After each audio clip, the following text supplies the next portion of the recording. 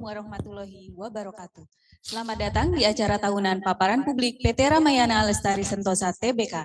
Perkenalkan, saya Poppy Sekarwangi yang akan memandu jalannya paparan publik PT Ramayana Lestari Sentosa Tbk tahun 2024 ini. Kami, atas nama manajemen PT Ramayana Lestari Sentosa Tbk, mengucapkan terima kasih atas kehadiran Bapak, Ibu, dan sekalian pada dalam acara paparan publik tahun 2024 PT Ramayana Lestari Sentosa Tbk yang diselenggarakan secara virtual melalui webinar Zoom.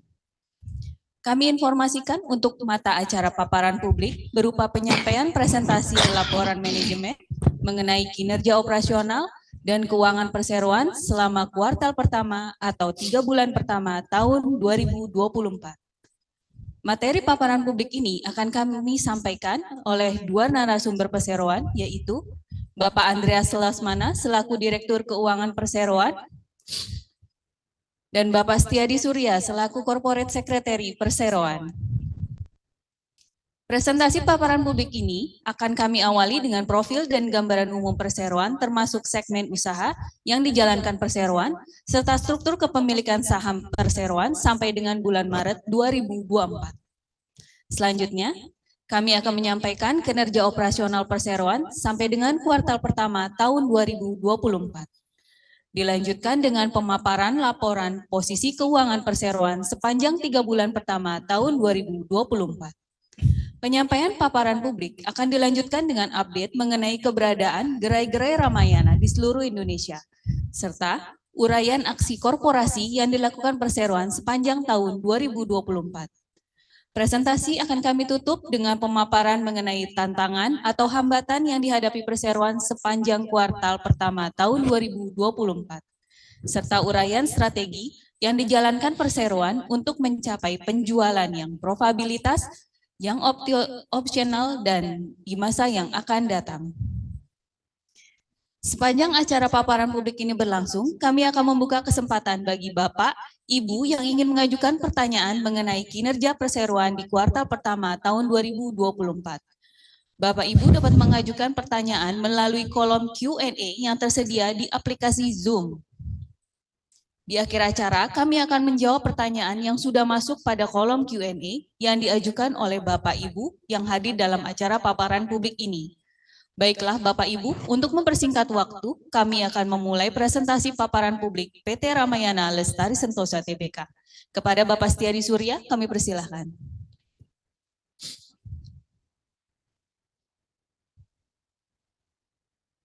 Terima kasih moderator. Pertama-tama saya akan sampaikan mengenai gambaran umum perseroan. Sebagaimana yang telah kita ketahui bersama, Ramayana merupakan salah satu operator department store terbesar di Indonesia. Ramayana ini didirikan pada tahun 1978 dengan gerai pertama yang berlokasi di Jalan Sabang, Jakarta Pusat dan menjadi perusahaan publik pada tahun 1996. Ramayana terus berkembang secara pesat hingga per akhir bulan Maret 2024. Ramayana telah mengoperasikan 101 gerai yang tersebar di seluruh Indonesia dengan total gross space lebih dari 900.000 meter persegi. Segmen pasar yang dimiliki oleh Ramayana adalah segmen menengah ke bawah dan bawah, di mana Ramayana merupakan market leader di segmen tersebut. Lini usaha Ramayana terbagi menjadi dua, yaitu department store yang menjual berbagai macam produk pakaian, sepatu tas atau alas kaki, dan aksesoris, serta supermarket yang menjual produk mainan anak, peralatan tulis, elektronik, kebutuhan rumah tangga, makanan, minuman, dan produk fresh. Perseroan resmi melantai di bursa pada tahun 1956 dengan kode saham RALS dengan jumlah saham beredar sebanyak 7.096 juta lembar saham, dan pada akhir bulan Maret 2024 kapitalisasi pasar perseroan adalah sebesar 3,3 triliun rupiah. Sejak penawaran umum perdana atau IPO, perusahaan telah membagikan dividen tunai kepada para pemegang saham dengan rata-rata lebih dari 50% dari total laba bersih tahun sebelumnya. Adapun pada rapat umum pemegang saham tahunan perseroan pada tahun buku 2023 yang baru dilangsungkan pada tanggal 17 Mei 2024 kemarin, rapat menyetujui pembagian dividen tunai sebesar Rp50 per lembar saham atau mencerminkan sebesar 98,4% dari saldo laba bersih perseroan tahun 2023. Berikut struktur pemegang saham PT Ramayana Lestari Sentosa Tbk per akhir bulan Maret 2024. PT Ramayana Makmur Sentosa merupakan pemegang saham utama atau pengendali perseroan dengan persentase kepemilikan sahamnya sebanyak 3.965 juta lembar saham atau 55,9% dari total saham perseroan. Dari jajaran manajemen, Bapak Paulus Tumewu selaku Komisaris Utama Perseroan memiliki kepemilikan saham perseroan sebanyak 260 juta lembar saham atau 3,7% dari total saham perseroan. Sedangkan Bapak Agus Makmur selaku Direktur Utama Perseroan juga terdaftar sebagai pemegang saham perseroan dengan kepemilikannya sebanyak 0,9%. Sampai dengan akhir bulan Maret 2024, sebanyak 1.164.736.500 lembar saham atau 16,4% saham tercatat sebagai saham treasury. Saham treasury ini merupakan hasil dari pembelian kembali saham-saham perseroan atau kita kenal dengan nama buyback.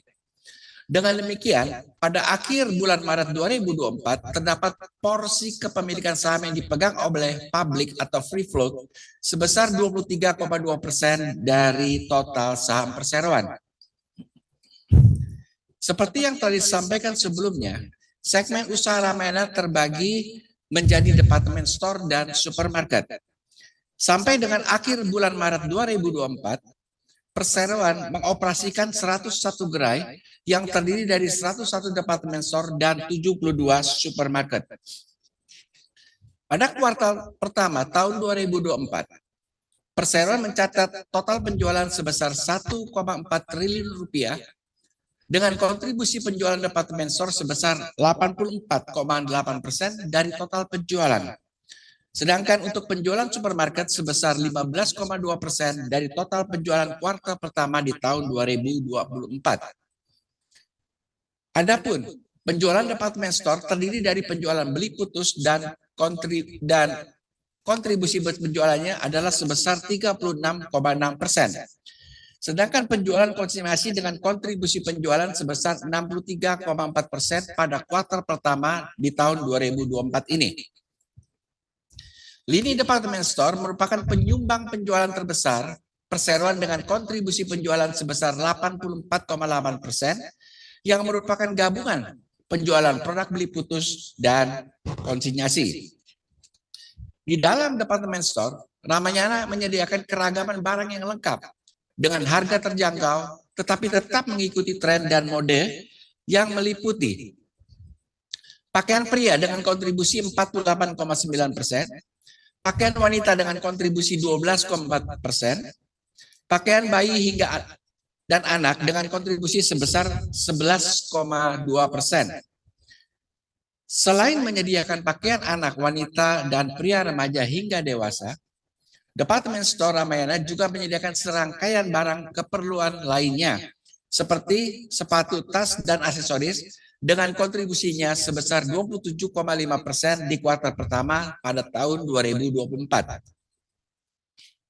Sementara itu, Ramayana juga menyediakan produk kebutuhan sehari-hari dan supermarket dengan kontribusi sebesar 15,2% dari penjualan perseroan sampai dengan bulan Maret 2024 yang terdiri dari produk mainan dan alat tulis dengan kontribusi sebesar 3,2%, produk peralatan rumah tangga dan elektronik dengan kontribusi 11,7%, produk toiletries dengan kontribusi 12,9%, produk makanan dan minuman dengan kontribusi 37,1%, serta serangkaian produk fresh atau makanan segar yang meliputi buah, sayur, daging, deli dan dairy dengan kontribusi sebesar 35,1%. Selanjutnya, presentasi akan dilanjutkan oleh Bapak Andreas Lesmana untuk memaparkan informasi kinerja operasional dan laporan posisi keuangan perseroan hingga kuartal pertama di tahun 2024. Kepada Bapak Andreas Lesmana, saya persilakan. Terima kasih Bapak Setiadi. Pada tahun 2023, perseroan mencatatkan penjualan kotor sebesar 4,74 triliun rupiah atau turun 4,3% dibandingkan penjualan tahun 2022 sebesar 4,95 triliun rupiah. Penurunan penjualan tersebut masih didominasi oleh lemahnya daya beli masyarakat dan jumlah customer yang belanja ke gerai Ramayana. Penurunan penjualan berbanding lurus dengan penurunan laba kotor perseroan. Laba kotor untuk periode tahun 2023 adalah sebesar 1,4 triliun rupiah dengan margin laba kotor sebesar 29,4%. Laba kotor perseroan tahun 2023 turun 7,9% dibandingkan laba kotor tahun 2022 sebesar 1,5 triliun rupiah atau mencerminkan margin laba kotor sebesar 30,5%. Penurunan margin laba kotor tersebut disebabkan oleh naiknya kontribusi penjualan konsinyasi di tahun 2023 dengan margin laba kotor yang lebih rendah dibandingkan beli putus. Pada tahun 2023, perseroan berhasil melakukan kontrol biaya secara ketat, di mana total biaya operasional perseroan turun sebesar 6,2% dari 1,3 triliun rupiah di tahun 2022 menjadi 1,2 triliun rupiah di tahun 2023. Perseroan berhasil menjaga efektivitas dan efisiensi biaya dari yang sebelumnya telah turun signifikan di tahun sebelumnya.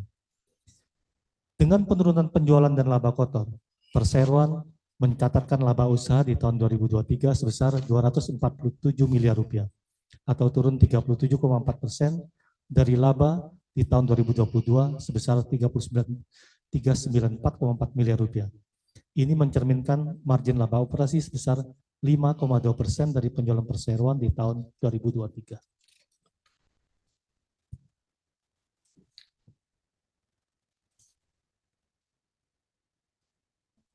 Melihat penurunan penjualan yang dicapai pada tahun 2023, perseroan menyongsong tahun 2023 dengan penuh kewaspadaan.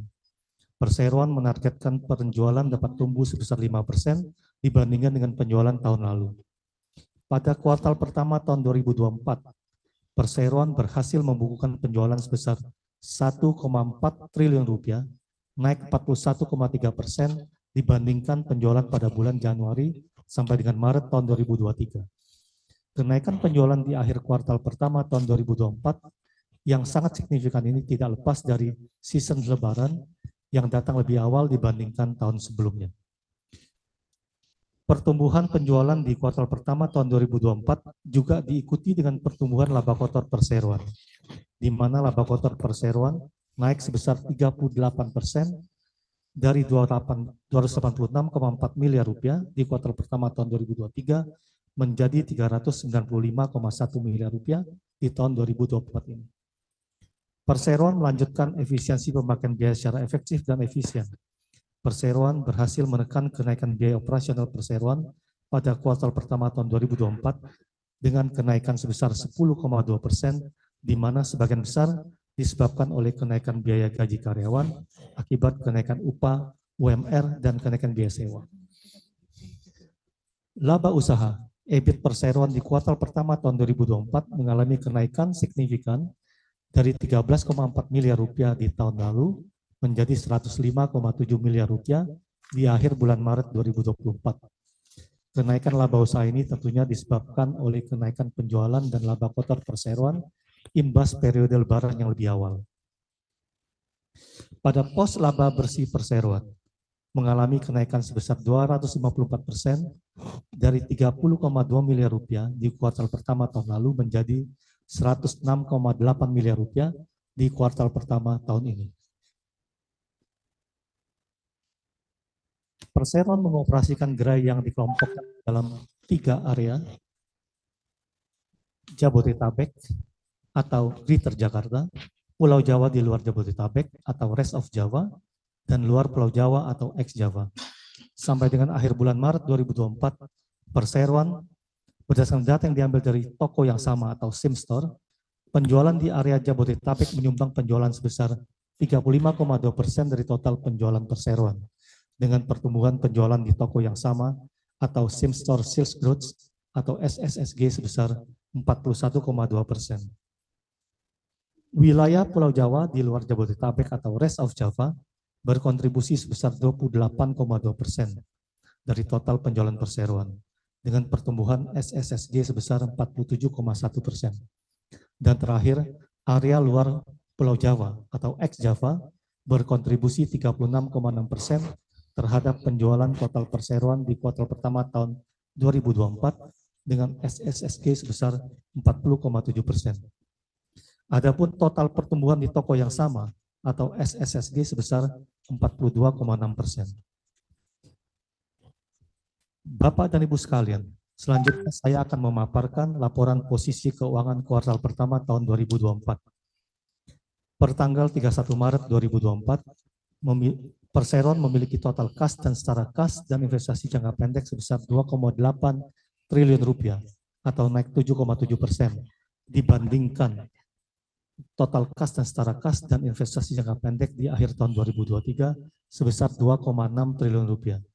Kenaikan ini disebabkan oleh kenaikan penjualan season lebaran yang masuk ke kuartal pertama tahun 2024. Total persediaan atau inventory perseroan di akhir bulan Maret 2024 sebesar 692,6 miliar rupiah atau naik sebesar 18% dibandingkan total inventory perseroan di akhir tahun 2023 yaitu sebesar 583,2 miliar rupiah.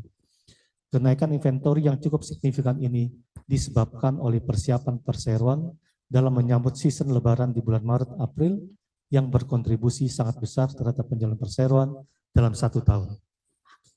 Sampai dengan akhir bulan Maret 2024, perseroan memiliki total aset sebesar 5,2 triliun rupiah yang terdiri dari aset lancar sebesar 3,6 triliun rupiah dan aset tidak lancar sebesar 1,6 triliun rupiah. Total aset ini mengalami kenaikan sebesar 6,7% dibandingkan total aset perseroan di akhir tahun 2023 yaitu sebesar 4,9 triliun rupiah. Total liabilitas perseroan per akhir Maret 2024 sebesar 1,6 triliun rupiah yang terdiri dari liabilitas jangka pendek sebesar 1,1 triliun rupiah dan liabilitas jangka panjang sebesar 412 miliar rupiah. Total liabilitas di akhir bulan Maret 2004 ini mengalami kenaikan sebesar 2,98% dari 1,3 triliun rupiah pada 31 Desember 2023. Lalu, kenaikan liabilitas perseroan sebagian besar disebabkan oleh kenaikan liabilitas utang usaha dari pihak ketiga yang naik 39,1% dari 593,4 miliar rupiah di akhir tahun lalu menjadi 825,5 miliar rupiah di akhir bulan Maret tahun ini sebagai efek kenaikan inventory perseroan dalam menyambut season lebaran. Sementara itu, dari sisi ekuitas perseroan mengalami kenaikan sebesar 2,4% dari 3,6 triliun rupiah di akhir tahun 2023 menjadi 3,7 triliun rupiah di akhir bulan Maret tahun 2024. Untuk likuiditas, neraca perseroan pada 3 bulan pertama tahun 2024 tetap likuid dan bebas utang bank. Pada akhir bulan Maret tahun 2023, rasio lancar, current rasio adalah 3,2 kali. Pada tahun 2023, perseroan mengalokasikan total belanja modal atau CAPEX sebesar 200 miliar rupiah yang digunakan untuk penambahan aset tetap dan aset hak guna, serta normal maintenance. Dari alokasi 200 miliar rupiah tersebut, perseroan merealisasikan CAPEX sebesar 169,2 miliar rupiah. Untuk tahun 2024, perseroan mengalokasikan CAPEX sebesar 150 miliar rupiah dengan realisasi sebanyak 42,1 miliar rupiah sampai dengan akhir bulan Maret 2024. Selanjutnya, presentasi akan dilanjutkan oleh Bapak Setiadi Surya untuk memaparkan informasi mengenai update Gerai Ramayana, aksi korporasi yang dilakukan perseroan, dilanjutkan dengan tantangan atau hambatan yang dihadapi perseroan, sepanjang kuartal pertama tahun 2024, serta strategi yang diterapkan perseroan dalam menghadapi tantangan guna mencapai penjualan dan profitabilitas yang optimal di masa yang akan datang. Kepada Bapak Setiadi Surya, saya persilakan. Terima kasih Bapak Andreas Lesuvana. Selanjutnya kami akan menyampaikan mengenai updated Gerai Ramayana.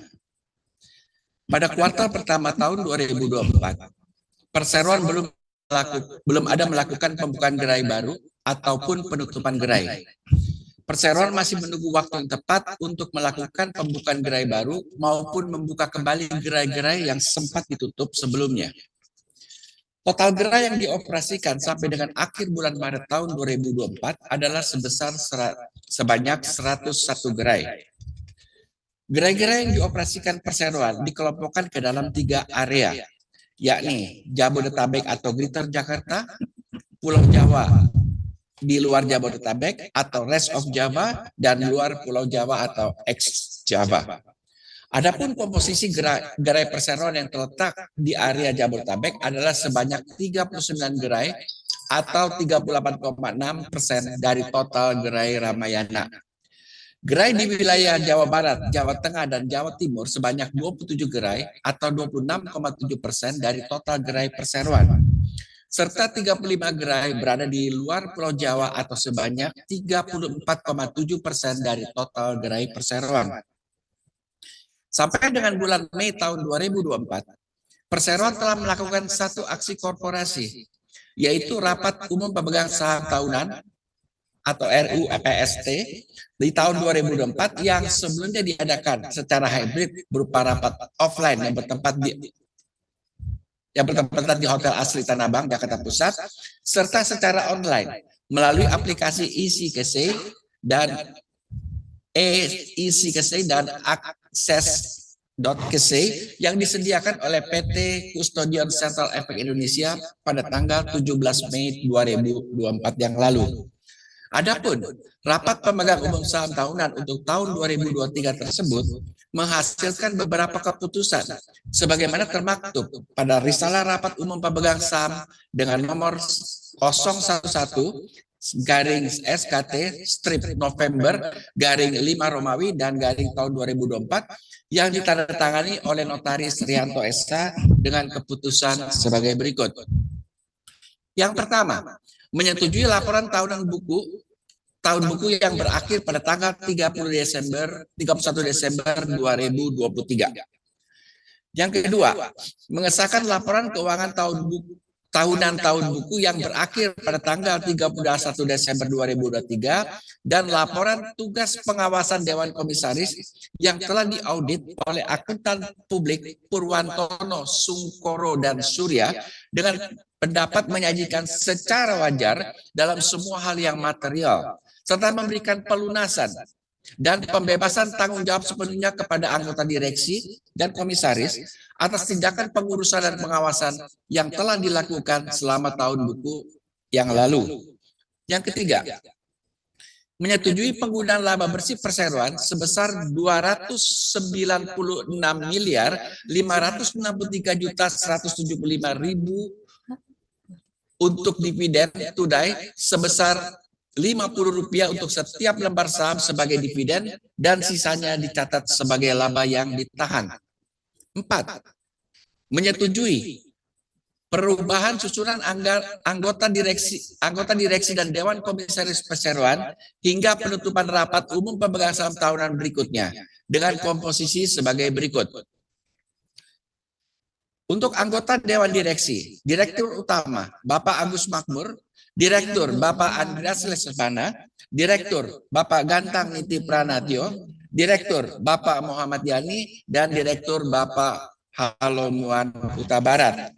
Sedangkan untuk anggota Dewan Komisaris, yaitu Komisaris Utama Bapak Paulus Tumewu, Komisaris Bapak Muhammad Iqbal, Komisaris Independen Bapak Kismanto, dan Komisaris Independen Bapak Selamat. Yang kelima, menyetujui memberi kuasa kepada Dewan Komisaris untuk menentukan besar gaji dan tunjangan untuk masing-masing anggota direksi dan anggota Dewan Komisaris Perseroan pada tahun 2024. Keenam, menyetujui dan memutuskan memberi kuasa kepada direksi dan dengan persetujuan Dewan Komisaris untuk menunjuk akuntan publik dan menetapkan honorariumnya untuk mengaudit neraca perhitungan laba rugi dan bagian-bagian lain keuangan perseroan untuk tahun buku yang berakhir pada tanggal 31/2024 nanti. Yang berikutnya akan kami paparkan sedikit mengenai tantangan di tahun 2024. Sepanjang kuartal pertama tahun 2024, perseroan menghadapi beberapa tantangan atau hambatan dalam menjalankan operasional bisnisnya. Adapun tantangan atau hambatan yang dihadapi perseroan sepanjang tahun 2024 adalah sebagai berikut. Yang pertama adalah masih lemahnya daya beli masyarakat. Pertumbuhan konsumsi rumah tangga sebagai motor utama perekonomian cenderung melambat pasca pandemi. Daya beli masyarakat mengalami tekanan bertubi-tubi akibat kenaikan harga kebutuhan pokok dan pendapat yang stagnan. Melemahnya daya beli dan konsumsi masyarakat itu tampak dari data pertumbuhan ekonomi yang dirilis oleh Badan Pusat Statistik atau BPS. Meskipun sepintas ekonomi tumbuh solid di angka 5,1% sepanjang triwulan pertama tahun 2024, konsumsi rumah tangga sebagai tulang punggung ekonomi tumbuh tidak optimal. Sepanjang Januari-Maret 2024, konsumsi masyarakat hanya tumbuh 4,9% secara tahunan. Angka tersebut masih lebih tinggi dari triwulan keempat tahun 2023 yang tumbuh 4,5% dan triwulan pertama pada tahun 2023 sebesar 4,5%. Namun, pertumbuhan ekonomi itu masih di bawah laju pertumbuhan ekonomi atau level normal, yaitu di angka 5%. Sementara itu, pendapatan masyarakat cenderung stagnan, yang menyebabkan masyarakat cenderung menahan belanjanya di awal tahun. Hal itu tampak dari kinerja sejumlah sektor seperti pakaian, alas kaki, dan yang biasanya tumbuh pesat pada saat Ramadan dan menjelang Lebaran, tetapi pada triwulan pertama tahun 2024 pertumbuhannya melambat. Yang berikutnya, mengenai masalah kenaikan harga pangan dan komoditas. Ketahanan pangan yang stabil adalah indikator kesejahteraan suatu masyarakat. Kondisi pangan yang tidak menentu dapat menyebabkan banyak permasalahan, termasuk kesenjangan sosial di masyarakat. Salah satu hal yang harus diantisipasi adalah peningkatan harga pangan. Harga pangan yang melonjak drastis di tahun 2024 disebabkan karena banyak faktor. Salah satu faktor utama yang dapat mempengaruhi harga pangan adalah kondisi cuaca ekstrim. Perubahan iklim tersebut mengakibatkan banjir, kekeringan atau perubahan pola musim sehingga dapat menghambat produksi pertanian dan mengurangi pasokan pangan yang berisiko meningkatkan harga pangan di Indonesia. Badan Pusat Statistik atau BPS melaporkan sepanjang Februari tahun 2024 terjadi inflasi umum tahunan sebesar 2,8% yang dipicu oleh lonjakan harga komoditas pangan, di mana komoditas yang dominan memberikan andil adalah beras, gulai, cabai merah, daging ayam, dan telur. Sedangkan pada bulan Mei 2024 tercatat deflasi sebesar 0,03% yang mencerminkan terjadinya penurunan daya beli masyarakat. Kenaikan harga pangan memiliki dampak cukup signifikan bagi masyarakat. Kenaikan harga pangan memberikan tekanan ekonomi pada rumah tangga, terutama bagi kelompok berpenghasilan rendah yang mengalokasikan sebagian besar pendapatan untuk kebutuhan pangan yang juga berperan dalam menekan daya beli masyarakat. Yang berikutnya adalah mengenai ketidakstabilan global.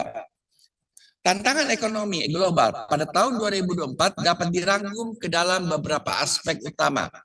Pertama, melemahnya permintaan global menjadi tantangan utama yang dihadapi Indonesia.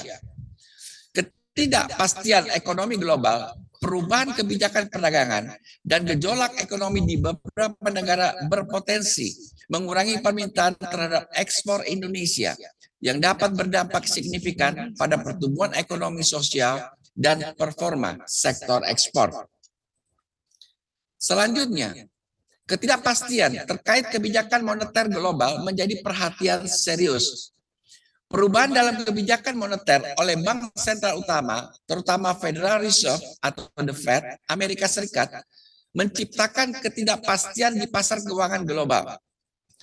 Kenaikan suku bunga atau pengurangan stimulus moneter dapat berdampak pada arus modal dan nilai tukar mata uang, termasuk mata uang rupiah. Fluktuasi mata uang ini pada gilirannya dapat mempengaruhi daya saing ekspor, inflasi, dan stabilitas ekonomi secara keseluruhan. Selain itu, adanya ketegangan internasional seperti perang yang masih berlangsung antara Rusia, Ukraina, dan Palestina, Israel menimbulkan ketidakstabilan global yang berdampak pada kenaikan harga-harga produk pangan dan komoditas. Isu lingkungan seperti pemanasan global juga turut memperburuk kondisi berupa penurunan produksi hasil pertanian yang berakibat pada penurunan kesejahteraan masyarakat, peningkatan biaya produksi, dan biaya lingkungan.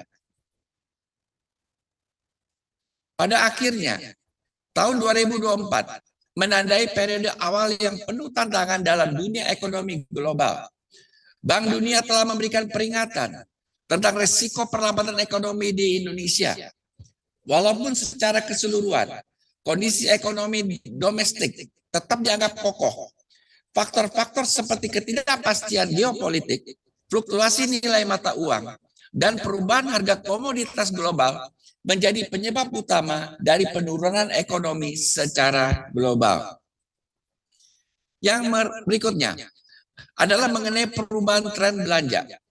Perilaku berbelanja di Indonesia telah mengalami transformasi besar dalam 5 tahun terakhir. Faktor-faktor utama yang mendorong perusahaan ini meliputi perkembangan teknologi, pengaruh media sosial, dan percepatan digital yang diakibatkan oleh pandemi COVID-19. Bisnis retail yang lebih mengandalkan toko-toko fisik ini semakin tertekan karena adanya perubahan tren belanja yang beralih ke dunia online. Transaksi digital yang terus berkembang semakin memudahkan konsumen untuk mendapatkan barang yang diinginkan tanpa perlu keluar rumah. Bermodalkan ponsel serta kuota internet, konsumen sudah bisa mencari berbagai kebutuhan, baik sandang, pangan, maupun papan, tanpa perlu mengunjungi toko-toko dengan jarak yang jauh dan yang akan menyita waktu, tenaga, dan biaya transportasi. Berbelanja online ini selain memberikan kemudahan, barang-barangnya pun bervariasi dengan harga yang lebih kompetitif. Tidak mengherankan apabila perubahan tren belanja ini menjadi tantangan tersendiri bagi industri retail. Berbelanja online selain memberikan kemudahan, barang-barangnya pun bervariasi dengan saya ulangi kembali. Berbelanja online selain memberikan kemudahan, barang-barangnya pun bervariasi dengan harga yang lebih kompetitif. Tidak mengherankan apabila perubahan tren belanja ini menjadi tantangan tersendiri bagi industri retail. Selanjutnya, saya akan menyampaikan mengenai soal strategi perseroan. Maaf, saya berbicara tentang strategi perseroan. Dalam menghadapi tantangan yang ada, perseroan mengambil langkah dan strategi yang sangat hati-hati dan terukur dalam mengoperasikan seluruh gerainya. Berbagai strategi yang diterapkan perseroan seperti restrukturisasi penggunaan space. Dengan penurunan penjualan, perseroan meyakini penggunaan space yang sama sangatlah tidak produktif. Perseroan mengevaluasi dan melakukan restrukturisasi atas penggunaan space secara tepat di masing-masing gerai berdasarkan target produktivitas yang telah ditentukan. Restrukturisasi penggunaan space tersebut diharapkan dapat membantu perseroan dalam menekan biaya-biaya yang tidak efisien. Yang berikutnya adalah remerchandising produk. Perseroan sangat menyadari lemahnya daya beli dan tren scale down belanja masyarakat. Untuk itu, perseroan secara berkesinambungan mencari alternatif berbagai barang yang lebih menarik, sesuai dengan tren sekarang dengan harga yang lebih kompetitif. Yang berikutnya adalah mengenai peremajaan gerai. Di tengah menjamurnya pusat perbelanjaan atau mal di Indonesia, perseroan secara berkelanjutan melakukan peremajaan gerai-gerai agar tetap menarik bagi pelanggan. Perseroan juga melanjutkan strategi transformasi bisnis dengan konsep lifestyle mall yang telah dimulai sejak tahun 2017 dengan menawarkan pelanggan sebuah destinasi yang lengkap untuk berbelanja, kuliner, sekaligus hiburan atau wisata. Konsep lifestyle mall ini diharapkan juga dapat memperluas segmen customer Ramayana. Yang berikutnya adalah bagaimana memaksimalkan penjualan online. Dengan menurunnya trafik pelanggan yang berbelanja langsung ke gerai Ramayana dan mengantisipasi perubahan tren belanja ke depannya, perseroan mengambil langkah untuk memaksimalkan penjualan secara online dengan berkolaborasi dengan platform e-commerce atau marketplace terbesar di Indonesia. Penggunaan media sosial. Di era digital yang sangat pesat, media sosial memiliki peran yang sangat penting dalam aspek pemasaran suatu produk. Media sosial telah menjadi pilihan utama bisnis sebagai media pemasaran karena jangkauannya yang luas. Hal ini didukung oleh beberapa platform media sosial yang menyediakan fitur untuk memasarkan produk. Pemasaran melalui media sosial ini dinilai efektif dibandingkan dengan metode lainnya.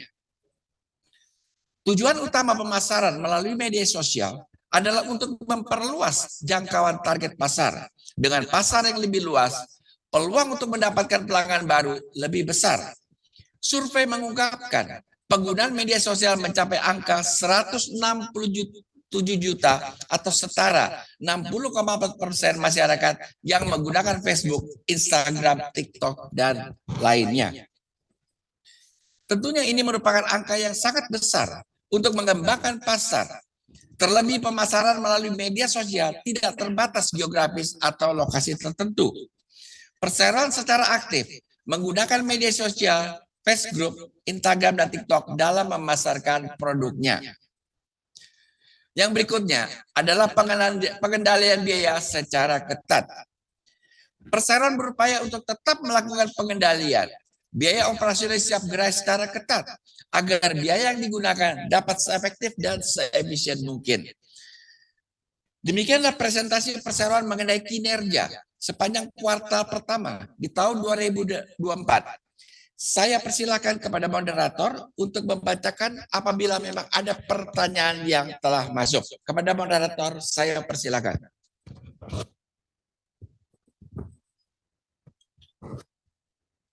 Terima kasih kepada Bapak Setiadi Surya dan Bapak Andreas Lesmana yang telah memaparkan perkembangan perseroan, proyeksi, serta strategi di tahun 2024.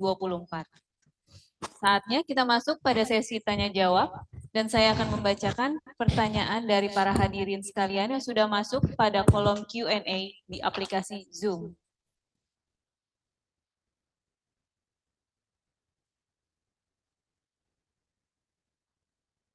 Pertanyaan dari Ibu Kalista Muskita, BCA Sekuritas.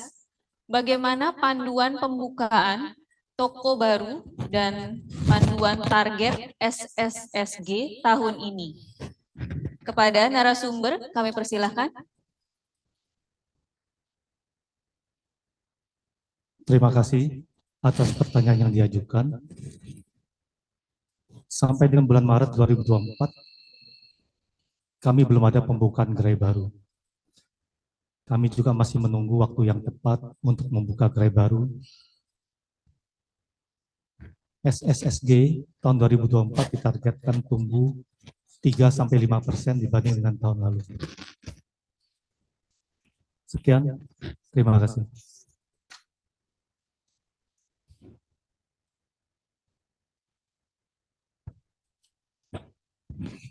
Pertanyaan dari Bapak atau Ibu Rama, berapa jumlah saham treasury sampai sekarang, kapan jatuh temponya, dan akan diapakan saham treasury tersebut? Mohon penjelasannya. Kepada narasumber, kami persilahkan untuk menjawab. Terima kasih atas pertanyaan yang diajukan. Total saham treasury yang sudah kita lakukan adalah sebesar 1,16 miliar lembar saham atau 16,41% dari total saham. Jatuh tempo saham treasury tersebut adalah di bulan Mei tahun 2026. Sampai dengan saat ini, kami belum ada rencana untuk eksekusi saham treasury tersebut. Sekian dan terima kasih.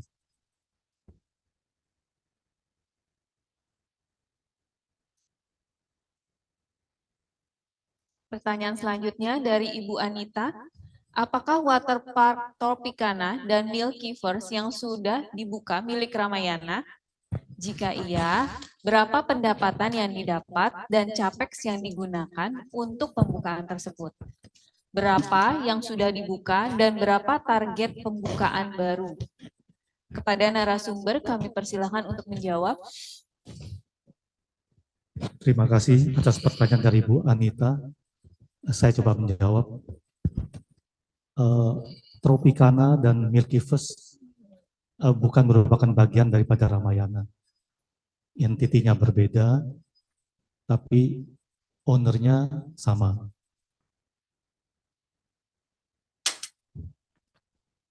Jadi tujuan daripada owner untuk membuka Tropicana dan Milkyverse adalah supaya di toko-toko Ramayana mendatangkan traffic yang baik.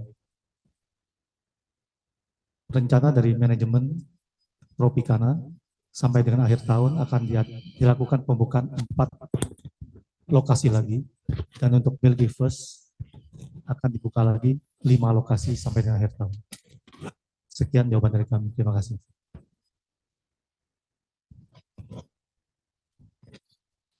Pertanyaan selanjutnya dari Bapak Dimas. Berapa SSSG sampai dengan bulan Desember 2023, Maret 2024, dan Mei 2024? Kepada narasumber kami persilahkan untuk menjawab. Terima kasih atas pertanyaan dari Pak Dimas. SSSG atau Same Store Sales Growth akhir tahun 2023 mengalami penurunan sebesar 3%. Sampai dengan bulan Maret 2024, dari Januari 2024, SSSG tumbuh 42,6% karena faktor lebaran yang lebih awal. Sampai dengan Mei 2024, SSSG diperkirakan tumbuhnya tidak banyak dan cenderung flat. Sekian dan terima kasih.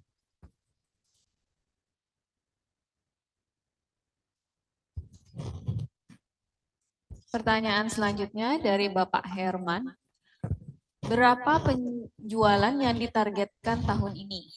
Sampai bulan Mei, penjualan sudah berapa? Bagaimana dengan target gross margin dan laba bersih? Kepada narasumber kami persilahkan untuk menjawab. Terima kasih atas pertanyaan dari Pak Herman. Target penjualan kita tumbuh 3-5% untuk tahun ini. Penjualan tahun 2024 dari Januari sampai Mei itu sebesar 2,5 triliun rupiah.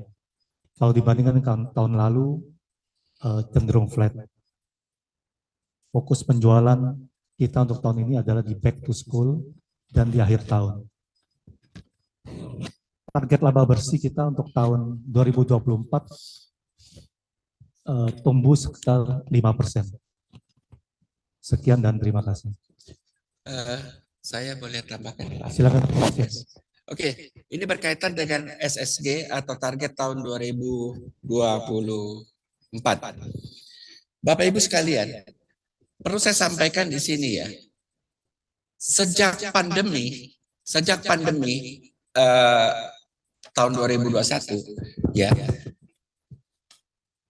Pertumbuhan konsumsi rumah tangga itu tidak lebih tinggi daripada pertumbuhan ekonomi.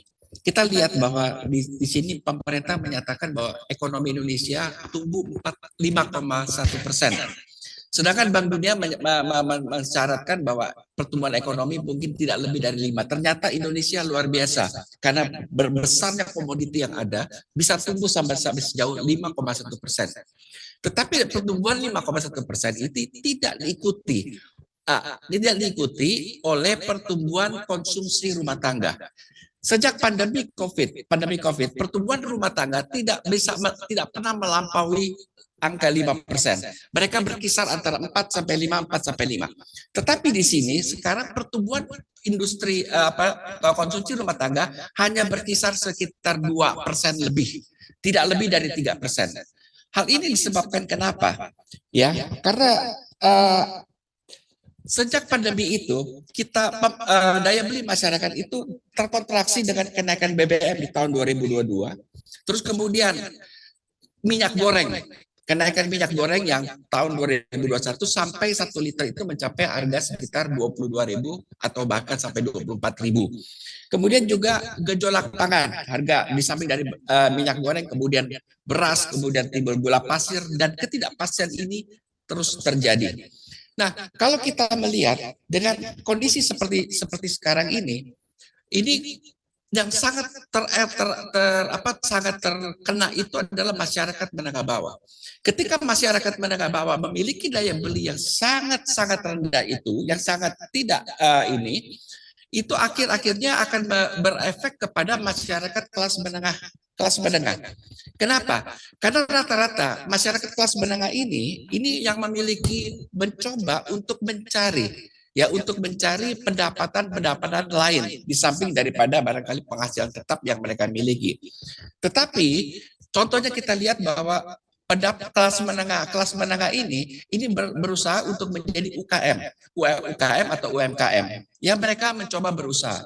Tetapi karena daya masyarakat yang begitu rendah, daya beli masyarakat yang begitu rendah, karena kenaikan, kenapa daya masyarakat begitu rendah? Karena kenaikan harga tidak diikuti dengan kenaikan pendapatan. Seperti kita ketahui bahwa kenaikan gaji di tahun 2024 ini itu cuma hanya sebesar 3,24%. Ya, kenaikan upah 3,20%. Akan tetapi ya, kalau kita melihat inflasi yang terjadi. Inflasi atas bahan pokok, kenaikan harga bahan pokok itu sebesar 7,22%. Ya, naik dari 7,20% naik menjadi 8,47% di Februari. Kemudian di bulan Maret ketika menjelang Lebaran itu naik menjadi 10,33%. Ini menggerus daya beli daripada menekan daripada daya beli masyarakat sehingga konsumsi rumah tangga tidak mengalami kenaikan. Nah, dengan daya beli yang rendah ini akhirnya ini berefek kepada masyarakat kelas menengah. Masyarakat kelas menengah akhirnya berefek demikian karena masyarakat kelas menengah ini juga tidak terkontraksi akibat daripada rendahnya daya beli masyarakat di kelas menengah bawah. Ya, contoh kita melihat sekarang ya dari pabrikan, industri mobil, penjualan mobil yang mengalami penurunan. Penurunan industri mobil kemungkinan akan terjadi di tahun 2023 ada penurunan sebesar kurang lebih 20%, sekitar kurang lebih 20%. Bukan hanya mobil kendaraan roda 4, tetapi kendaraan roda 2, motor pun juga mengalami penurunan. Ini akibat dari apa? Daripada penurunan daya beli. Nah, sehingga dengan penurunan daya beli dan yang kita masyarakat ekonomi menengah bawah ini digempur oleh kenaikan BBM, kenaikan bapok dan juga fluktuasi harga yang tidak menentu. Ini kelihatan bahwa daya beli masyarakat ini menjadi rendah. Dengan daya beli masyarakat yang menjadi rendah ini terlihat ya di dalam tahun 2024 dalam kita menjelang hari raya, kelihatannya bahwa daya masyarakat sudah agak mengurangi pembelian atas pakaian, alas sepatu dan lain sebagainya. Tetapi kita masih bersyukur kalau seandainya Ramayana masih terus berusaha untuk bisa menggapai daripada masyarakat menengah ke bawah. Nah, untuk hal tersebut ini ya kami dalam hal ini memang tetap optimis, akan tetapi satu hal biar bagaimanapun juga sektor penjualan, usaha penjualan daripada bisnis terjadi juga akan sangat-sangat terpengaruh atau sangat-sangat dipengaruhi oleh kebijakan-kebijakan pemerintah, kebijakan moneter dan lain sebagainya. Ya, sekarang ini dengan kondisi daya beli masyarakat yang turun, yang sampai sudah mengena kepada masyarakat menengah, pemerintah belum mengambil satu tindakan apapun juga. Ya, pemerintah masih mengantisipasi mengantisipasi daripada apa efek daripada pengetatan moneter yang dilakukan oleh Amerika sehingga melemahnya nilai rupiah. Kita tahu nilai rupiah dalam waktu dekat ini, kemarin-kemarin ini, yang beberapa waktu yang lalu itu mengalami pelemahan terus. Ya, ini akibat daripada hal tersebut. Nah, untuk hal tersebut ini pemerintah masih memang mengantisipasi. Ya, bagaimana mendongkrak daya beli masyarakat, ya bagaimana dan tetap menjaga inflasi. Karena inflasi memang rata-rata 3,1%. Betul, inflasi 3,1%. Tetapi inflasi harga bahan pokok itu mencapai sekitar 7-10% loh. Nah, kita melihat sekarang beras, ya beras sudah mulai musim panen dan lain sebagainya. Beras itu sudah mengalami musim panen. Tetapi kita masih lihat dengan turunnya harga beras tersebut terjadilah deflasi. Ya, akibat daripada itu adalah sumbangan daripada penurunan harga beras. Tetapi kita masih lihat bahwa gula pasir, gula ini masih tinggi harganya. Ya, pemerintah belum merubah harga acuan daripada gula pasir. Ya, cuman hanya belum merubah harga acuan dari gula pasir, tetapi pemerintah memberikan harga relaksasi gula pasir. Gula pasir ini sekarang sudah mencapai 17.500 per kilo. Ya, dulunya 14,5, kemudian 15,5, kemudian sekarang menjadi diberikan relaksasi sebesar 17,5. Tetapi pemerintah belum merubah harga acuan. Nah, apa yang menyebabkan terjadinya hal tersebut? Apa efeknya kepada retail kita? Sebagaimana tadi yang kita gambarkan di sini, bahwa Ramayana ini di samping daripada department store juga memiliki supermarket. Ya, kalau kita berbicara gula, ya gula di harga acuan yang ditetapkan oleh pemerintah adalah 17.500. Tetapi harga beli gula itu harganya adalah sebesar 17.300, 17.400, bahkan ada daripada pemasok yang menawarkan sebesar 17.500. Bahkan di pasar tradisional harga gula itu sudah mencapai di harga atas 18.000. Nah, kita bisa melihat bahwa kebijakan kita terus membantu pemerintah untuk bagaimana menjaga kestabilan daripada inflasi agar supaya inflasi tidak naik. Akan tetapi akhirnya kita harus melihat kepada diri kita sendiri, bahwa kita harus melihat kepada diri kita sendiri bahwa biar bagaimanapun usaha retail yang kita lakukan harus bisa memberikan keuntungan yang memadai. Nah, untuk hal tersebut ini kita juga berharap kepada pemerintah supaya pemerintah kalau memang mau perlu melakukan relaksasi, silakan lakukan relaksasi. Kalau perlu merubah harga acuan, silakan merubah harga acuan. Jangan relaksasi dilakukan, harga acuan tidak dirubah, sehingga itu akan menggerus kita punya penghasilan. Nah, kembali kepada soal tersebut, kita melihat sekarang ini daya beli masyarakat yang sangat rendah. Kalau kita melihat dari dunia perbankan, ya, akibat daya beli masyarakat dan terkontraksi kepada kemampuan kelas ekonomi menengah, kita melihat ya bahwa tabungan, ya, nilai rekening, jumlah rekening tabungan itu memang meningkat. Ya, dan demikian juga saldo daripada tabungan di masyarakat. Hal tersebut disebabkan karena apa? Masyarakat menengah, ekonomi menengah itu sudah mulai melakukan tabungan kepada di dunia perbankan, masukkan menyediakan tabungan di dunia perbankan. Tetapi persentase kenaikan rekening tidak sama dengan persentase kenaikan nilai nominal tabungan. Nah, bagaimana dengan kondisi masyarakat ekonomi bawah? Masyarakat ekonomi bawah memiliki tabungan yang katanya dari data yang kami peroleh, rata-rata dulu adalah tahun kemarin itu rata-rata saldo rata-rata itu adalah sebesar Rp3.200.000, ya. Tetapi sekarang Tetapi sekarang nilai tabungan tersebut adalah rata-rata sebesar 1.900.000. Ini sudah terjadi penurunan yang berarti menandakan bahwa masyarakat ekonomi bawah, termasuk juga masyarakat menengah, ini sudah mantap dalam arti kata makan tabungan. Ya, tabungan mereka makan akibat daripada harga yang tidak dapat dikontrol, terkontrol oleh pemerintah, sehingga mereka menggunakan tabungan itu untuk memenuhi konsumsi rumah tangga mereka. Nah, jadi untuk hal tersebut ini, kalau kita memperhatikan bagaimana tadi sudah dipaparkan oleh Pak Andreas Lesmana mengenai soal target kita di tahun 2024, tetapi ini menjadi satu tantangan buat kita sendiri, bagaimana kita bisa meningkatkan mencapai target tersebut. Karena perlu saya sampaikan di sini, kami sampaikan di sini bahwa kondisi ekonomi Indonesia belum baik, dalam arti kata tidak baik-baik saja. Ya, ini yang kita harapkan. Jadi tadi saya sudah membacakan mengenai bagaimana strategi perusahaan untuk bisa mencapai hal tersebut. Sementara dari saya itu aja. Terima kasih Pak Andreas. Pak Setiadi, saya tambahkan lagi sedikit. Memang pangsa pasar Ramayana itu adalah masyarakat menengah dan bawah. Jadi dalam hal ini, kalau ekonomi melemah, yang paling terdampak adalah masyarakat golongan menengah dan bawah.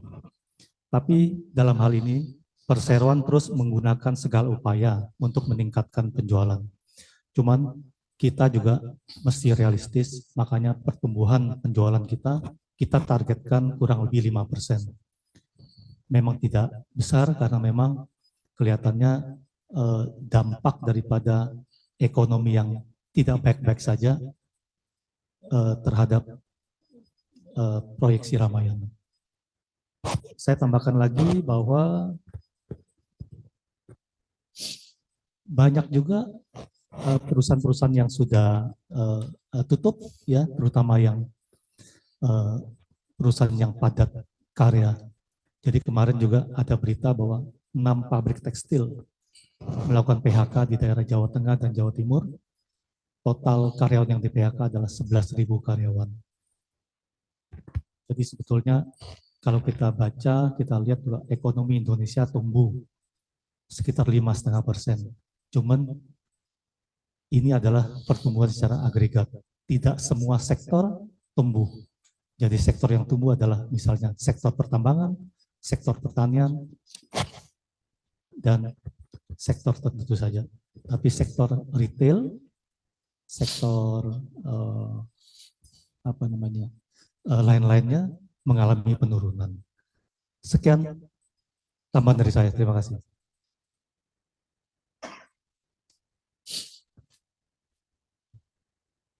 Terima kasih Pak Andreas atas jawabannya.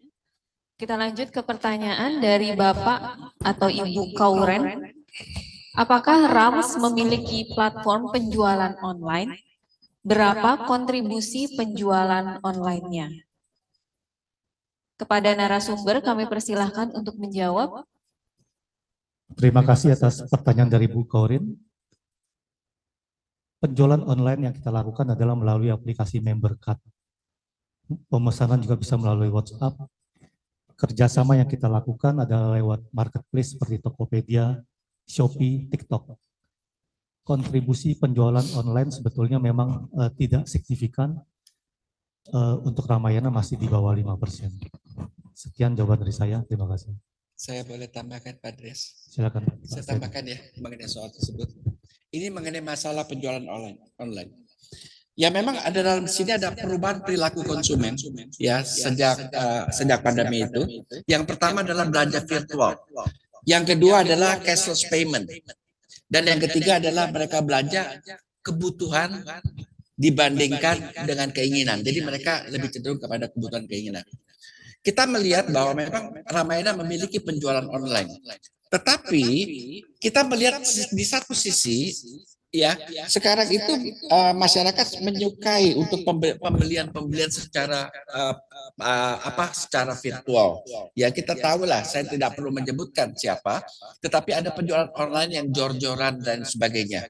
Ya, penjualan online yang jor-joran dengan memberikan, misalnya kita kemukakan dah, minyak goreng dijual dengan harga 5.000, ya kemudian atau minyak 10.000 per liternya, pada platform minyak goreng itu sudah mencapai harga 18.000 atau 17,5. Ya itu kelihatannya mereka sudah mulai ini.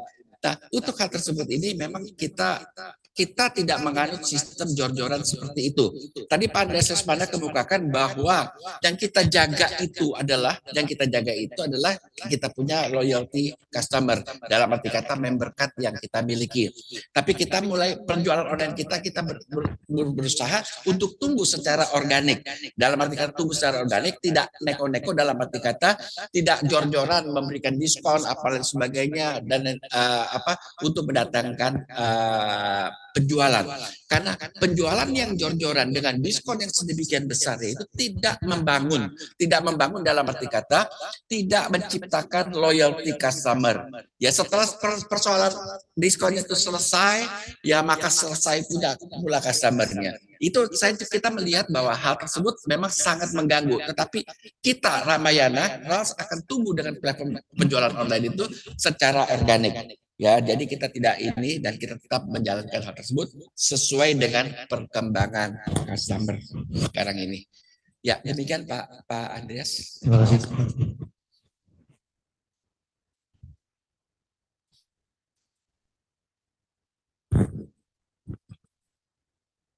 Terima kasih Bapak Setiadi Surya atas jawabannya. Selanjutnya kita ke pertanyaan dari Bapak atau Ibu Dwi.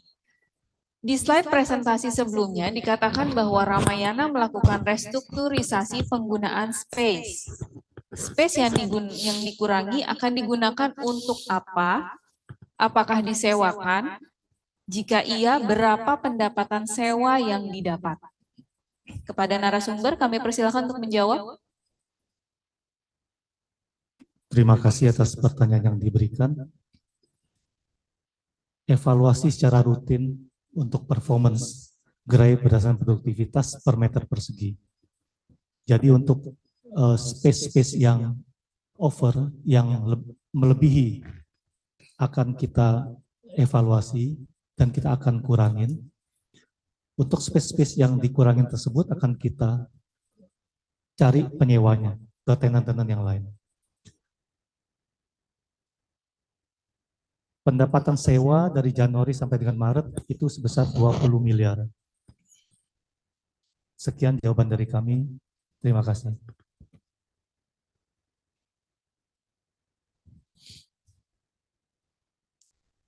Selanjutnya ada pertanyaan lagi dari Ibu Hesti. Berapa? Bu Popi, Ya. saya boleh tanggapi apa yang disampaikan oleh Pak Andreas. Maaf sebelumnya Pak Setiadi akan menambahkan jawaban dari pertanyaan sebelumnya. Oke. Jadi saya ingin tambahkan mengenai apa yang disampaikan oleh Pak Andreas tentang performance space daripada kita. Memang kita melihat bahwa dasar perhitungan berapa yang fit untuk untuk besaran space itu ukurannya adalah dari produktivitas. Produktivitas kita lihat. Kalau seandainya space kita 8.000 tapi omsetnya sekian, tapi kalau kita kecilkan dengan demikian, itu tidak berarti bahwa itu akan mengurangi penjualan. Nah, Ramayana mengambil kebijakan tersebut dengan arti kata bahwa space tersebut itu kalau memang bisa disewakan, kita sewakan kepada pihak ketiga. Tetapi dengan kondisi ekonomi sekarang ini memang tidak mudah untuk mendapatkan tenan-tenan, apalagi anchor tenan untuk masuk kepada kita. Nah, kita menyasar kepada satu, bagaimana produktivitas space kita bisa kita manfaatkan. Ada satu pemikiran memang sedang kita usahakan adalah kita mengundang UMKM. Kita memberikan space lahan usaha kepada UMKM. Tetapi ini juga space UMKM ini juga tidak bisa memberikan arti yang besar karena mereka namanya juga UMKM, tidak mungkin berani menyewa lahan space yang demikian. Tetapi company atau korporasi sudah menyediakan kebijakan untuk menurunkan harga sewa space ini. Jadi misalnya kita akan lakukan festival UMKM selama sebulan, 2 bulan, dan 3 bulan dan sebagainya. Keberadaan UMKM kita melihat bahwa penjualan kita semakin lama, ya, peran UMKM kontribusinya terhadap penjualan di Ramayana semakin lama semakin besar persentasenya, walaupun itu secara bertahap. Semakin lama peran UMKM ini besar. Nah, kita mencoba untuk menarik UMKM untuk masuk ke tempat kita pergunakan space itu untuk UMKM. Ya, karena apa? Ini di sini kita lakukan demikian. Ini juga menunjang program pemerintah untuk memberikan kesempatan dan memberikan tempat bagi UMKM yang ada di sana. Dengan keberadaan UMKM kita, ada keuntungan korporasi yang kita dapatkan. Yang pertama adalah department store kita ataupun supermarket kita memberikan variasi barang, yang variasi produk yang jauh lebih banyak yang kita bisa berikan. Ya, kita bisa berikan. Tentu ya, kita harus melakukan kurasi untuk UMKM yang bisa bergabung dengan kita. Yang kedua, dengan keberadaan UMKM kita juga secara tidak langsung mengurangi faktor risiko, ya, faktor risiko atas barang-barang yang barangkali laku atau lain sebagainya, atau kehilangan, barang lambat dan sebagainya. Karena itu kita serahkan kepada UMKM sendiri yang akan menentukan, ya, produk apa yang dijual dan bagaimana kadaluarsa produk tersebut, itu secara tidak langsung akan mengurangi risiko. Nah, ini langkah-langkah yang kita lihat dan kita akan ambil, ya, kita akan ambil untuk hal tersebut. Tetapi apabila space-nya besar, mungkin kebijakan itu ada di tingkat pusat. Di tingkat pusat itu adalah mungkin saja space itu bisa kita pergunakan untuk yang lainnya, yang dan yang lainnya. Seperti misalnya tadi Pak Andres sudah berbicara adanya Milky First atau lain sebagainya, itu bisa saja kita lakukan hal tersebut. Tapi upaya-upaya kita ini bagaimana kita mengupayakan space-space yang kosong, ya, yang kosong itu bisa memiliki produktivitas di dalam arti kata yang menunjang dan bisa mengangkat kepada pendapatan bagi korporasi. Dari saya itu aja. Terima kasih, Pak.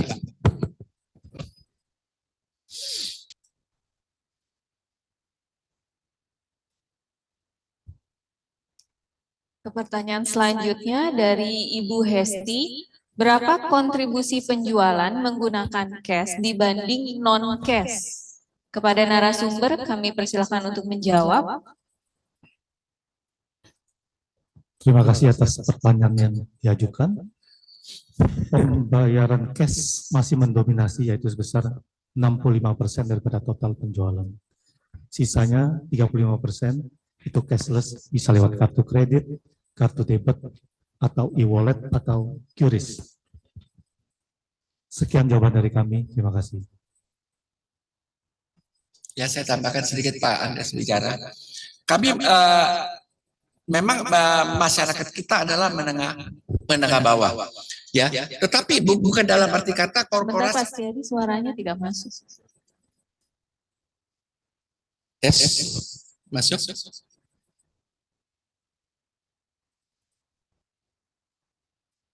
Masuk. Ya. Tadi berbicara, Pak Andres sudah mengemukakan besarnya persentase antara cashless dan cash, ya. Nah, korporasi Ramayana menyediakan seluruh perangkat, ya, untuk bisa cash ataupun non cash, ya, cash ataupun non cash. Kita melihat sendiri sekarang di sini bahwa customer Ramayana sudah kita sebutkan tadi adalah menengah bawah. Ya, menengah bawah. Kalau mereka suka dengan cash, silakan saja. Tapi kalau mereka mau pakai non cash, seperti misalnya melalui QRIS, melalui kartu debit, kartu kredit, apa dan sebagainya, itu silakan saja. Karena korporasi sudah menyiapkan segala sesuatunya untuk bisa memperlancar atau mempermudah kepada customer kita untuk bisa melakukan transaksi di situ.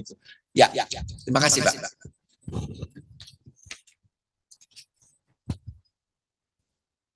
Terima kasih Bapak Setiadi Surya. Berikut ada pertanyaan lagi dari Bapak Alex.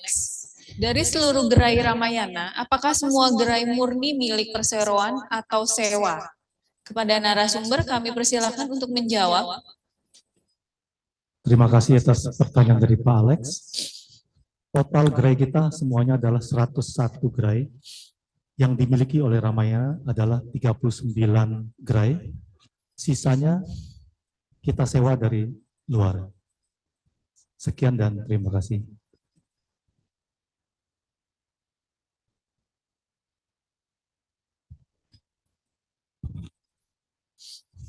Pertanyaan selanjutnya dari Bapak Faris. Berapa margin laba kotor beli putus, konsinyasi, dan supermarket?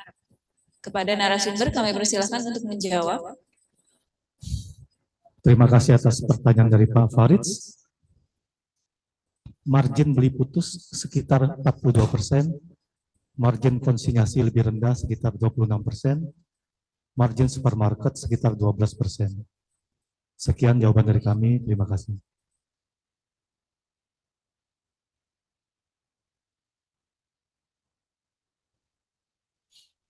Terima kasih Bapak Andreas Lesmana.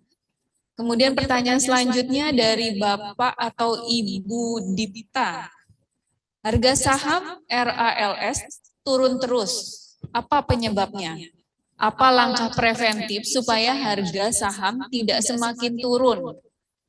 Kepada narasumber, kami persilakan untuk menjawab. Terima kasih atas pertanyaan dari Bapak Dipta. Memang market saham dalam beberapa bulan terakhir turun terus. Sempat all time high di harga di angka 7.400, hampir 7.400, dan sekarang sudah mendekati angka 6.800. Jadi untuk market saham kita memang tidak bisa intervensi, itu semua adalah supply dan demand di market.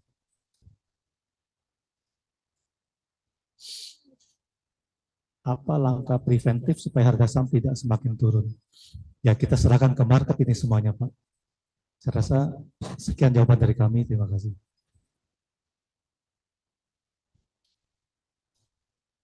Kita lanjut ke pertanyaan dari Bapak William Siregar. Pertanyaan pertama, bagaimana perusahaan memandang prospek di tahun 2024? Apakah akan ada potensi improvement? Pertanyaan kedua, dengan kas yang besar saat ini, apakah ada rencana bagi perusahaan untuk akuisisi entitas lain untuk mendukung pertumbuhan berkelanjutan bagi perusahaan? Pertanyaan ketiga, apakah ada rencana untuk konsolidasi Tropicana Waterpark ke bisnis perusahaan? Kepada narasumber, kami persilakan untuk menjawab. Ya. Terima kasih. Suara saya kedengaran? Ya, terima kasih Pak William Siregar. Ada 3 pertanyaan yang diajukan. Saya menjawab pertanyaan pertama, yang berikutnya saya serahkan kepada Pak Andreas. Bagaimana perusahaan memandang prospek di tahun 2024? Ya. Perusahaan memandang prospek di tahun 2024, memang kita menunggu. Tadi ada sudah kita katakan bahwa kita menunggu apakah kita akan membuka toko baru atau tidak. Ya, karena itu sangat tergantung kepada prospek ekonomi di tahun 2024. Ya, tetapi di sini kita melihat bahwa ekonomi Indonesia, khususnya untuk ekonomi menengah bawah, itu sangat tergantung kepada kebijakan moneter daripada pemerintah. Pemerintah sudah tidak lagi bisa melakukan untuk mendongkrak daya beli masyarakat menengah bawah itu dengan cara-cara yang konvensional, ya, dengan memberikan bansos dan lain sebagainya. Tetapi pemerintah harus melakukan memberikan insentif kepada masyarakat menengah bawah itu secara tepat guna, ya, untuk bisa mengangkat kepada persoalan tersebut. Ya, jadi kalau mengenai masalah potensi, korporasi memiliki potensi untuk berkembang, karena tadi juga dijelaskan oleh Bapak Andreas selaku Direktur Finance Reporting, ya, kita memiliki potensi, tetapi kita memang di sini kita melakukan tindakan berhati-hati sambil menunggu kembali, ya, menunggu kembali sampai pemerintah melakukan kebijakan moneter dan masalah geopolitik mungkin saya berpikir itu kadang-kadang terlalu literatur dikatakan. Tetapi masalah-masalah geo daripada ekonomi, market dan sebagainya itu tergantung kepada faktor tersebut. Nah, harapannya apa? pemerintah ekonomi Indonesia tumbuh 5,1%, ya. Tetapi daya beli masyarakat atau pertumbuhan konsumsi rumah tangga tidak naik dari 3%. Tidak melebihi 3%. Ini kita melihat masih masalah-masalah yang ada.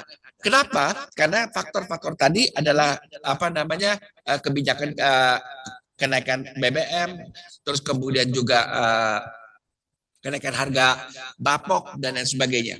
Nah, jadi untuk hal tersebut ini kita lihat tahun 2025 pada tanggal 1 Januari 2025 ada kenaikan PPN ya dari 11% menjadi 12%. Ya, ini kita memang melihat akhirnya bahwa PPN itu terkena itu adalah kepada konsumen akhir. Harapan kita pemerintah memiliki kebijakan yang baik dan tepat guna ya di dalam memberikan bantuan kepada masyarakat, khususnya masyarakat menengah bawah. Tetapi apabila nanti dalam kondisi ekonomi itu sudah mulai membaik dan kita melihat ada prospeknya, kita akan segera melakukan perbaikan. Nah, untuk mengenai potensi improvement, saya pikir itu akan selalu ada. Ya, akan selalu ada, tetapi juga memang kita juga melihat ya sampai sejauh mana kebijakan moneter Indonesia dan sejauh mana kebijakan pemerintah. Kita tahu bahwa tahun 2024 adalah tahun politik di mana ada pemilu dan lain sebagainya.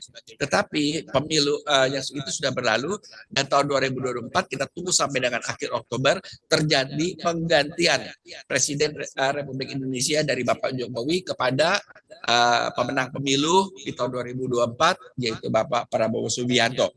Kita masih melihat dan kita masih menunggu hal tersebut. Nah, kalau berbicara mengenai panduan daripada potensi untuk improvement ini, kita kan sudah memandu. Kita mencoba adanya waterpark, ini ada Tropicana waterpark. Kita mendekatkan itu ya karena apa? Masyarakat itu dalam hal daya beli kita katakan sudah memang turun. Tetapi kemungkinan kita masih melihat, kita mencoba bagaimana industri daripada wisata dan industri hiburan. Apakah mengalami kenaikan atau tidak? Karena kita melihat ada potensi itu di sana gitu. Ya. Nah, langkah daripada korporasi memadukan antara Tropicana Waterpark dengan Ramayana yang ada seperti di Garut dan sebagainya, itu saya pikir kita harapkan itu bisa mengangkat atau bisa tetap menjaga konsistensi daripada penjualan kita. Kalaupun tidak bertumbuh, tapi konsistensi daripada kita menjaga penjualan kita itu bisa kita jaga. Ya, demikian pandangan kami dari poin nomor 1. Poin nomor 2 saya persilakan kepada Bapak Andreas atau memang Pak Andreas barangkali ingin menambahkan. Silakan Pak. Terima kasih. Terima kasih Bapak Setiadi.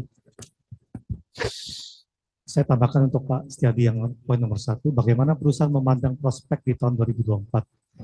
Untuk growth daripada perusahaan, memang kita sangat hati-hati dalam menghadapi tahun 2024.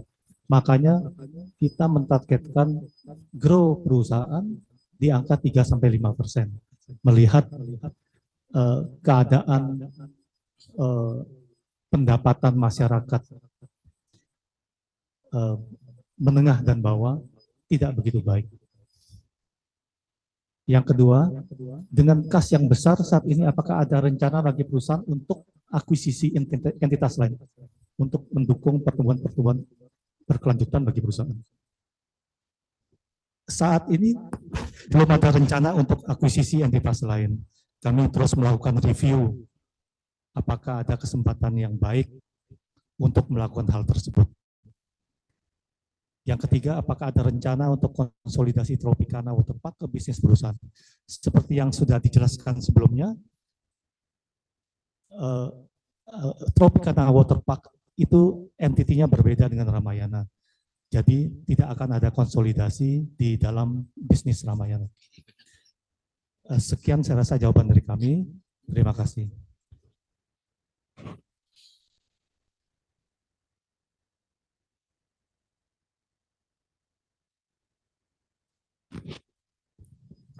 Terima kasih kepada Bapak Setiadi, kepada Bapak Andreas Lesmana. Berhubung waktu sudah menunjukkan pukul 11.21 di mana umat muslim akan melaksanakan sholat Jumat, maka kami akan membacakan 3 pertanyaan lagi yang masuk ke dalam kolom Q&A.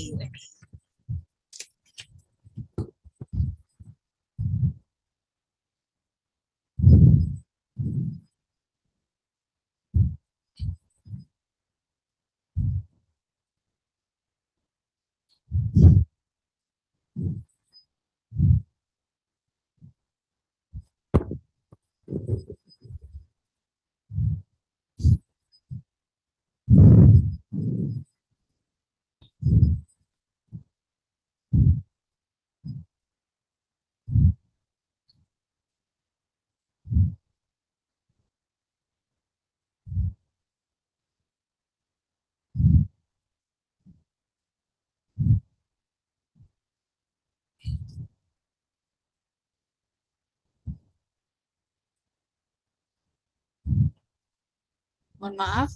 Pertanyaan dari Bapak atau Ibu Anenomus, apakah pemasukan lain selain gerai offline dan online? Mungkin pertanyaannya adalah apakah ada pemasukan lain selain gerai offline dan online atau ada pemasukan dari sektor lain untuk meningkatkan nilai bagi pemilik? Apakah ada rencana manajemen untuk melakukan shares buyback mengingat harga saham perusahaan saat ini sudah di bawah nilai buku?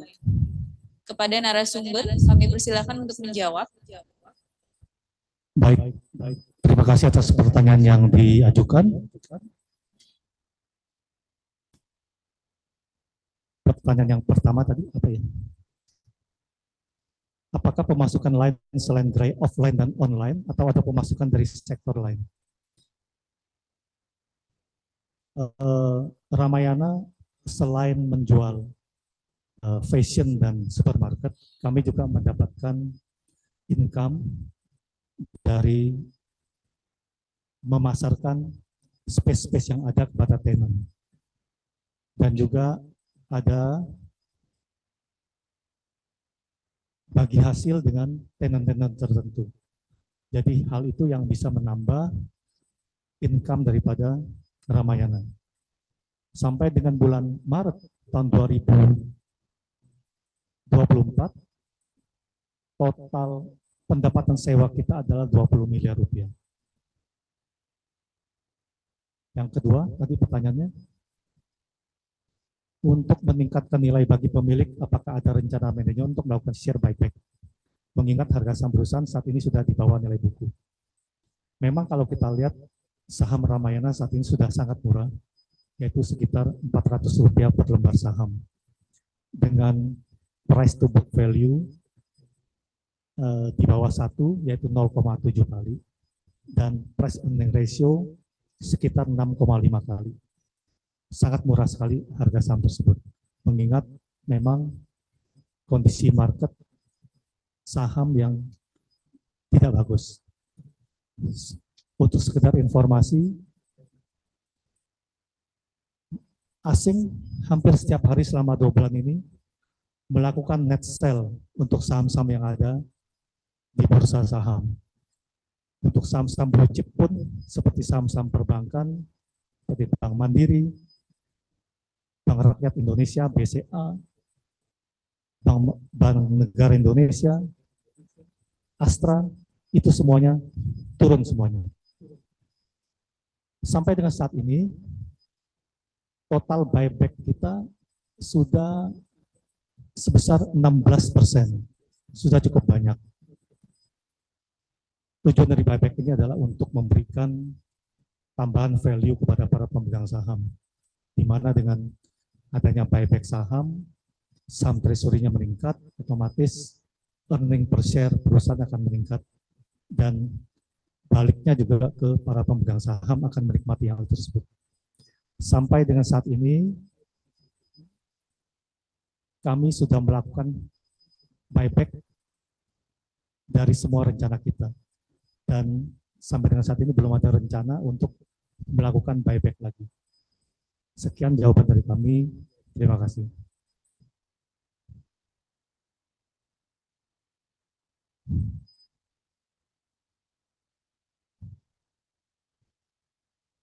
Pertanyaan selanjutnya dari Bapak Bobi Irawan. Sejauh mana progres upgrade Ramayana menjadi City Plaza dan bagaimana rencana ke depan? Kepada narasumber kami persilakan untuk menjawab pertanyaan.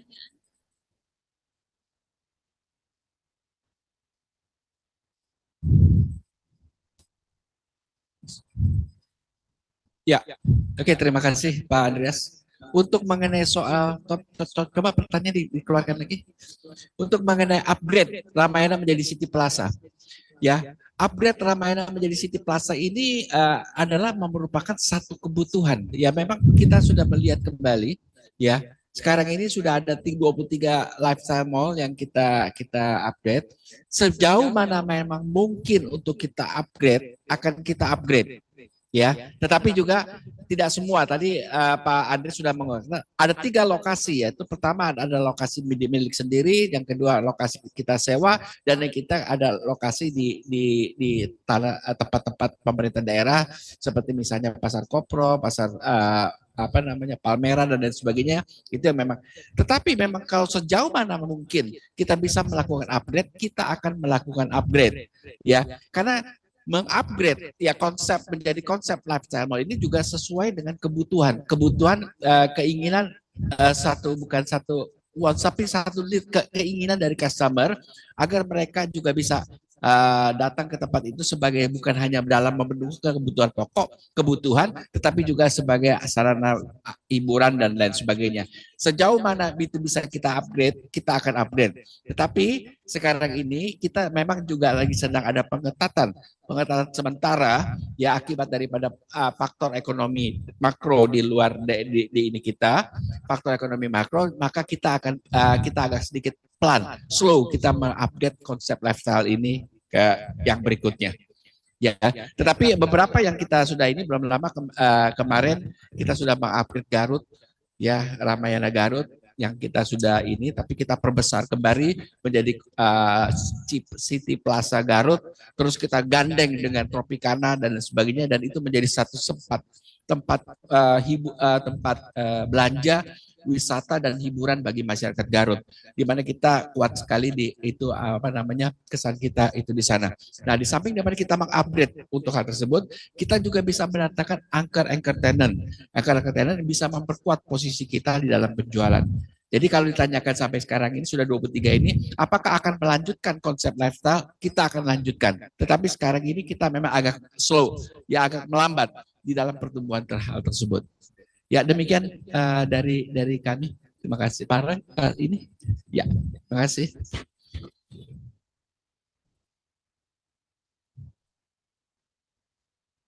Pertanyaan selanjutnya dari Bapak Bagus Permadi Prayitno.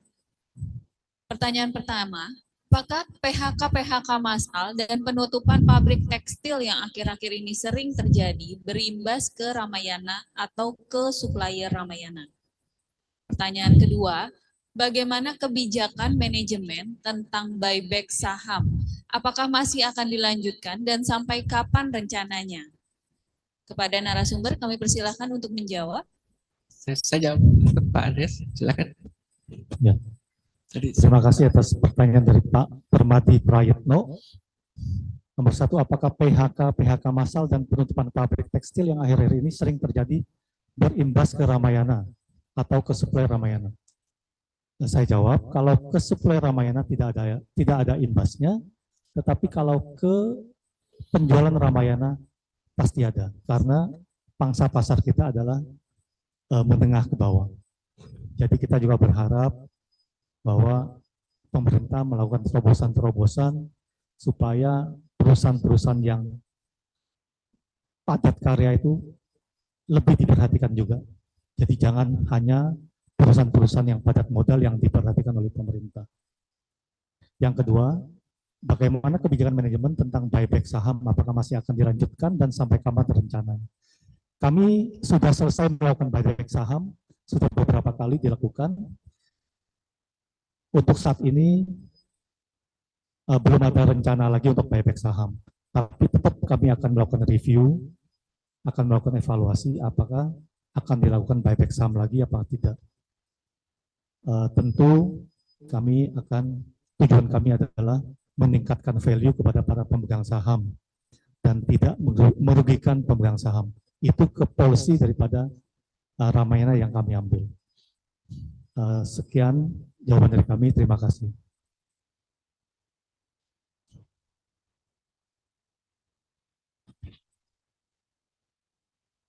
Berhubung waktu sudah menunjukkan pukul 11.32, terima kasih kepada Bapak Andreas dan Bapak Setiadi Surya.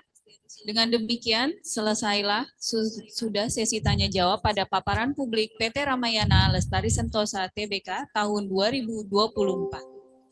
Bapak dan Ibu sekalian, tidak terasa sudah sampailah kita di penghujung acara paparan publik PT Ramayana Lestari Sentosa Tbk. Tidak lupa kami mengucapkan terima kasih kepada para narasumber yang telah memaparkan kinerja PT Ramayana Lestari Sentosa Tbk dan juga kepada Bapak dan Ibu seluruh investor, pemegang saham, dan rekan media yang telah menyaksikan acara ini dari awal sampai dengan selesai. Mari kita tutup dengan paparan publik ini dengan sebuah pantun. Dari Irian Banyak Cendrawasih. Cakep. Roti mengembang diberi ragi. Cukup sekian dan terima kasih. Semoga esok berjumpa lagi. Akhir kata, saya Poppy Sekarwangi menutup acara paparan publik PT Ramayana Lestari Sentosa Tbk pada kesempatan kali ini. Wassalamualaikum warahmatullahi wabarakatuh.